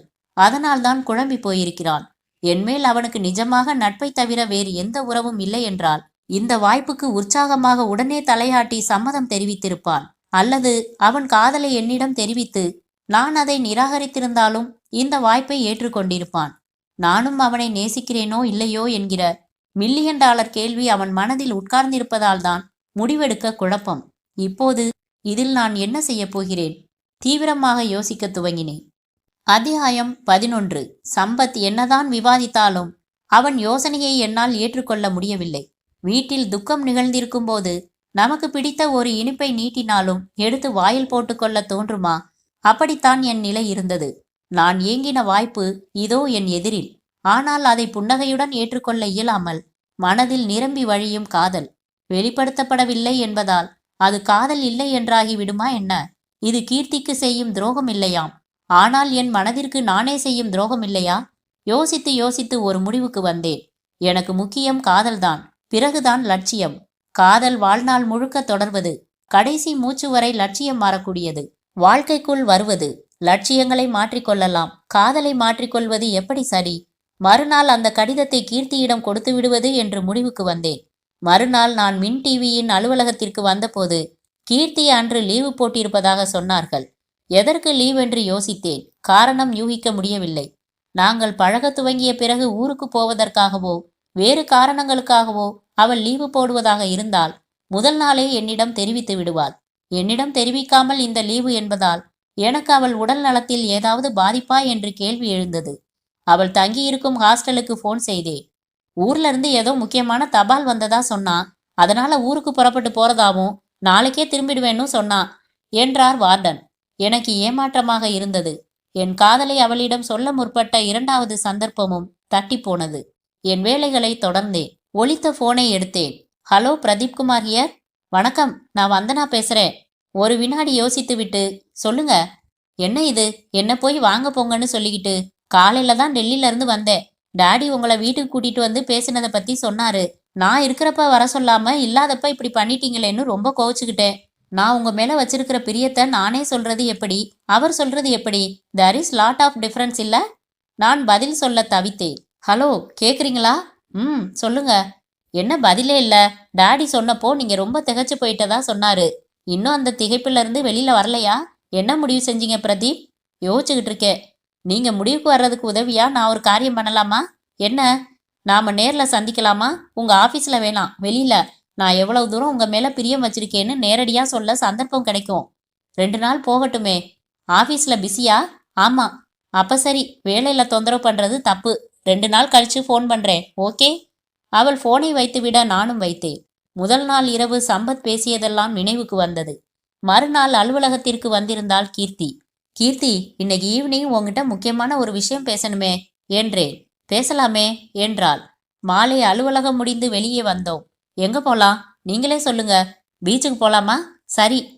கடற்கரையில் மணல் வெளியில் நடந்து கடல் பார்க்க அமர்ந்து கொண்டோம். காற்று அவள் முன்பக்க முடிக்கற்றையை தாளாட்டியது. என் பாக்கெட்டில் வைத்திருந்த அந்த கடிதத்தை தொட்டு பார்த்து கொண்டேன். நிதானமாக வேறு ஏதாவது பேசி சகஜ நிலைக்கு வந்த பிறகு கடிதம் கொடுக்க நினைத்து, என்ன கீர்த்தி, திடீர்னு புறப்பட்டு ஊருக்கு போயிருக்கீங்க என்றேன். ரொம்ப நாளா லெட்டர்ல எழுதிக்கிட்டு இருந்ததுதான். அந்த பையன் திடீர்னு ஆஸ்திரேலியால இருந்து வந்துட்டதால என்னை உடனே வர சொன்னாங்க. எந்த பையன்? உங்ககிட்ட ஆஸ்திரேலியா எலக்ட்ரானிக்ஸ் என்ஜினியர் மோகன்ராம் பத்தி நான் பேசினதில்ல? இல்லையே. எங்க ஊர் பையன். எனக்கு ஒரு வகையில சொந்தம்தான். மோகன்ராம் ஏதோ ஒரு கல்யாணத்துல என்னை பார்த்திருக்காரு. என்னை பிடிச்சிருக்குன்னு சொல்லி கல்யாண ஏற்பாடுகளை பண்ண சொல்லிட்டு ஆஸ்திரேலியா போயிட்டாரு. என்னை கேட்டாங்க. நான் எப்போவோ சின்ன வயசுல அவரை பார்த்தது. இப்ப அவரை பார்க்கணும். அவரோட சிந்தனைகள் ரசனைகள் இதெல்லாம் மனம் விட்டு பேசி தெரிஞ்சுக்கணும். அதுக்கப்புறம் தான் முடிவு சொல்வேன்னு சொன்னேன். அப்புறம் என்ற என் உதடுகள் உலர்ந்து விட்டன. என் இதயம் அதிவேகத்தில் இயங்க துவங்கியது. இப்ப ஆஸ்திரேலியால இருந்து மோகன்ராம் வந்திருக்கிறதால என்னை வர சொல்லி லெட்டர் போட்டிருந்தாங்க. போனேன், பார்த்தேன். ஸ்மார்ட்டா இருந்தாரு, நல்லா பேசினாரு. ரிச் டேஸ்ட், பிராட் மைண்ட், என்ன மாதிரியே கருத்துக்கள். சரின்னு சொல்லிட்டேன். 1 மாசம் தங்குறாருங்க, அதுக்குள்ள மேரேஜ். எனக்கு பாஸ்போர்ட் எடுக்கணும். ஆஸ்திரேலியால அவர் வேலை பார்க்குற கம்பெனிலேயே எனக்கும் வேலை ஏற்பாடு பண்ண போறாரு என்றாள் அவள். எனக்கு ரத்தம் கசிந்தது. என்னோடு பழகியதெல்லாம் நட்புதானா? எந்தவித வேறு சலனங்களும் இல்லையா? நான் இந்த கடிதத்தை இந்த சூழ்நிலையில் முந்திக்கொண்டு கொடுத்திருந்தால் அசிங்கமான சூழ்நிலை ஏற்பட்டிருக்கும். நல்ல வேளை. என்ன பிரதீப், மௌனமாயிட்டீங்க? என்ன வாழ்த்த மாட்டீங்களா? எவ்வளோ பெரிய ஹாப்பி நியூஸ் சொல்லியிருக்கேன். மை ஹார்ட்டி விஷஸ் கீர்த்தி என்றேன், முகத்தில் செயற்கையாக உற்சாகம் பூசிக்கொண்டு துக்கத்தை விழுங்கிக் கொண்டு. அத்தியாயம் 12. படுக்கையில் ஒரு கழித்து படுத்து ஓசை வராமல் விசும்பிக் கொண்டிருந்தேன். மணி என்ன? 2 இருக்குமா? 3ஆ? திடீரென்று அறையின் விளக்கு எரிந்தது. திரும்பி பார்த்தேன். கைகளை கட்டியபடி வசந்தி நின்று கொண்டிருந்தாள். அழுகிற என்னை உற்று பார்த்தாள். என் அருகில் வந்து அமர்ந்தாள். என்னாச்சு? எதுக்காக அழற? ஒண்ணுமில்ல. நீ அழுது நான் பார்த்ததே இல்ல கீர்த்தி. சொல்லு, என்ன பிரச்சனை? பிரதீப் உன்னை நேசிக்கலன்னு சொல்லிட்டாரா? இல்ல, அவர் மனசு பூரா நான் தான் இருக்கேன். ஆனா நான் தான் அவரை நேசிக்காத மாதிரி நாடகம் ஆடிட்டேன். எனக்கும் வேற ஒருத்தருக்கும் கல்யாணம் நிச்சயமாகி இருக்கிறதா நம்புற மாதிரி பொய் சொல்லிட்டேன். அடி பாவி, ஏண்டி இப்படி செஞ்ச? பிரதீப்போட லட்சியம் நிறைவேறணும் வசந்தி. அதுக்காக அவருக்கு அமைய இருக்கிற ஒரு அற்புதமான வாழ்க்கைக்கு நான் தடையா இருக்க கூடாது. அதுக்காக. என்ன சொல்ற? நான் நடந்ததையெல்லாம் விவரித்தேன். எல்லாம் கேட்டுவிட்டு, என்ன அசட்டுத்தனம் இது? உன்னை நேசிக்கிற பிரதீப் குமார் எப்படி மனசை மாத்திக்க முடியும்? இப்ப முடியுமே. எனக்கு தான் கல்யாணம் நிச்சயமாகி இருக்கிறதா சொல்லிட்டேனே. இதுல இருந்து என் மனசுல அவர் இல்லைன்னு தெளிவா புரிஞ்சுக்கிட்டு இருப்பாரே. கொஞ்ச நாள் மனசு துக்கப்படும். அப்புறம் மனசை தேத்திக்கிட்டு அந்த வந்தனாவை கல்யாணம் பண்ணிப்பாரு. அதான் என் எதிர்பார்ப்பு. அவரோட சிந்தனைகள் எல்லாம் அவர் விருப்பப்படி திரைப்படங்களா வரணும் வசந்தி. அது இந்த சமுதாயத்துல பல நல்ல பாதிப்புகளை ஏற்படுத்தணும். என் காதல் எனக்கு முக்கியம் இல்ல வசந்தி, இந்த சமூகம் தான் முக்கியம் என்றேன். வந்த அழுகையைத்தான் கட்டுப்படுத்த முடியவில்லை. இங்கே இந்த கதை முற்றும். காதலில் சோகம் விரும்பாதவர்களுக்கு இன்னும் ஒரு அத்தியாயம் தொடரும். அத்தியாயம் 13. நீங்க சொல்றதெல்லாம் நிஜமா என்றேன். ஆமாங்க சார், ஒரு நல்ல காதல் எந்த காரணத்துக்காகவும் தோக்கறத நான் விரும்பல. அதனால எல்லாத்தையும் உங்ககிட்ட சொல்லிட்டேன் என்றாள் கீர்த்தியின் தோழி வசந்தி. சரி, நீங்க போங்க, நான் பாத்துக்கிறேன் என்றேன். அலுவலகம் போனதும் நேராக கீர்த்தி மேஜைக்கு போனேன். கொஞ்சம் வெளியில போயிட்டு வரலாம், உன்னோட பேசணும். அருகில் இருந்த பூங்காவுக்கு வந்தோம்.